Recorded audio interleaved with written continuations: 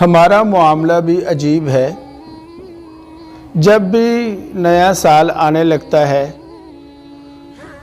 تو معافیوں کا ایک سلسلہ شروع ہو جاتا ہے۔ ایک دوسرے کو کہا جا رہا ہے کہ جتنی غلطیاں ہو گئی معاف کر دیں، اچھی بات ہے۔ اپنے ماضی پر نادم اور شرمسار ہونا چاہیے اور اپنے ماضی پر استغفار کرنی چاہیے۔ لیکن بات یہ ہے کہ ہم جو نیا سال شروع ہو رہا ہے اس نئے سال کے لیے کیا پلاننگ کر رہے ہیں؟ یہ پچھلا تو ختم ہو گیا، لیکن جو نیا آ رہا ہے کیا ہم نے اس کی پلاننگ کی؟ کیا ہم نے اس بات کی نیت کی کہ آئندہ سال جو ہم پر آئے گا ہم نماز نہیں چھوڑیں گے، کسی کا دل نہیں دکھائیں گے؟